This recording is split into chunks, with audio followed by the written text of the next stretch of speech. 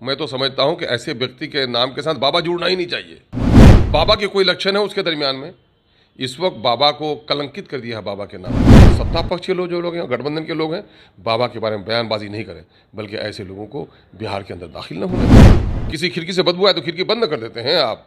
तो ऐसे लोग जो समाज का सौहार्द बिगाड़े, ऐसे लोगों को आने ही मत दो। मामला एक तरफ इनके घटक के लोग हैं कि उनको आने ही नहीं देंगे, और दूसरे को सुरक्षा मुहैया कर रहे हैं, है ना। बागबां भी रहे खुश, राजी रहे सयाद भी, करते रहे कत्ल और सुनते रहे फरियाद भी। तो नीतीश कुमार जी का तो मामला हमेशा रहा, चित भी मेरी पट भी मेरी, है ना। मन चला तो गठबंधन में हो गए, सेकुलर हो गए, और बात वहाँ बन नहीं पाई तो फिर बीजेपी के साथ हो गए, राष्ट्रभक्त हो गए। बागेश्वर धाम के बाबा धीरेंद्र शास्त्री के बिहार दौरे से पहले बिहार की सियासत काफ़ी तेज है। बिहार की महागठबंधन सरकार की ओर से बाबा पर आरोप लगाया जाता है कि बाबा हिंदू मुस्लिम की राजनीति करते हैं।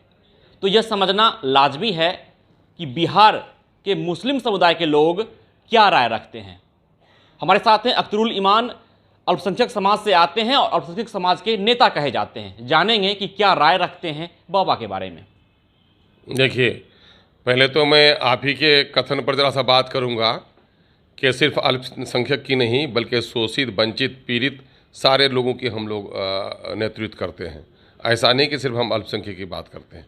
दूसरा मामला, फिर अल्पसंख्यक समाज के लोग क्यों समझेंगे? अगर कोई बदबूदार चीज़ है तो सबके लिए है, कीचड़ है तो सबके लिए है, उसमें जात धर्म नहीं। ऐसे लोग जो धार्मिक उन्माद फैलाते हों, सामाजिक तनाव पैदा करते हों, सामाजिक सौहार्द को बिगाड़ने का प्रयास करते हों, वो किसी भी सभ्य इंसान के लिए, चाहे उसका धर्म कोई भी हो, वो कोई भी स्वीकार्य नहीं होगा, स्वीकार्य नहीं होगा। जहाँ तक इस बाबा की बात करते हो, मैं तो समझता हूँ कि ऐसे व्यक्ति के नाम के साथ बाबा जुड़ना ही नहीं चाहिए। बाबा के कोई लक्षण है उसके दरमियान में? इस वक्त बाबा को कलंकित कर दिया है बाबा के नाम को, है ना। बाबा तो होते थे त्यागी लोग, बाबा तो होते थे अपना दुख सह करके समाज का भला करने वाले लोग, बाबा तो होते नर्म शैली के लोग, बाबा तो होते थे ज़ात मज़हब से ऊपर उठकर सारे मानवता के लिए, बल्कि जीव जंतुओं के लिए भी, है ना, जंगल और पहाड़ों के लिए भी जिनका हृदय नर्म हो, ऐसे लोग बाबा कहे जाते थे। अब ये बाबा योगी के तरह हो गए हैं लोग, जो लोग बंदूक की राजनीति करते हैं, बुलडोजर की राजनीति करते हों। तो लिबास से बाबा नहीं होता, बाबा तो अपने पवित्र आचरण से होता है। इन लोगों को बाबा कहना ही मैं समझता हूँ शब्द बाबा का अपमान है। और जहाँ तक इस बाबा का ताल्लुक़ है, एक्सपोज हो चुका है ये कि सारा इनका मैनेज है, और इनका बीजेपी के लोग समर्थन इसलिए कर रहे हैं कि बीजेपी की पूरी राजनीति ही धार्मिक उन्माद पर है, सामाजिक सौहार्द पर नहीं, बल्कि सामाजिक सौहार्द को बिगाड़ने पर इनकी राजनीति है। मंदिर, मस्जिद, टीका, टोपी, गाय, हिंदुस्तान, पाकिस्तान, कब्रिस्तान, अगर इनकी डिक्शनरी से निकाल दो तो जिस तरह मछली बगैर पानी के तड़प पर मर जाती है, बीजेपी तड़प पर मर जाएगी। ये लोग इसी बात को, मैं युवाओं को रोज़गार कैसे मिल पाएगा, बीमारों को दवा कैसे मिल पाएगी, बच्चों की पढ़ाई कैसे हो पाएगी, किसानों की समस्याओं का समाधान कैसे होगा, सामरिक दृष्टिकोण से देश मजबूत कैसे होगा, अंतर्राष्ट्रीय स्तर पर हमारी छवि कैसे अच्छी होगी, रुपये की गिरती हुई कीमत को संभाला कैसे जाएगा, ये इनके मुद्दे नहीं हैं। ये मुद्दे इनके हैं उन्माद फैलाओ, और इसी नफरत की आग में रोटी सेकने की उनको आदत हो गई है। मतलबी रहनुमा कब किसका भला करता है, वो तो हालात के बिगड़ने की दुआ करता है।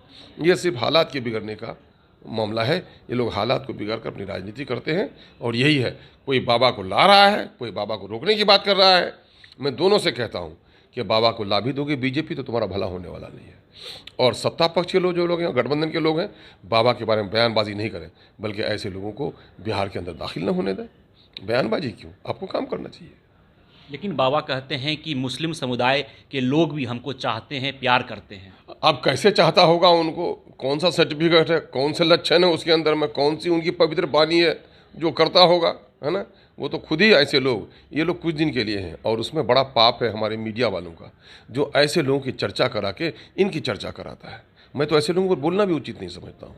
आपसे आपके सवाल का जवाब देना मजबूरी है हमारी, वरना ऐसे लोगों की चर्चा मत कीजिए। समाज की घृणित लोगों को मत लाइए चर्चे में। इस वक्त मीडिया का मामला यही हो गया है, सारी चटपटी खबर सुनने के लिए लोग हैं। स्कूलों में पढ़ाई नहीं हो रही, ये मुद्दा नहीं है। हॉस्पिटल में दवाई नहीं मिल पा रही, ये मुद्दा नहीं है। सड़कें टूटी पड़ी हैं, रोज़गार के लोगों को प्लान करना पड़ा, ह्यूमन ट्रैफिकिंग हो रही है। ये सारे मुद्दे हमारे मुद्दे नहीं है क्या?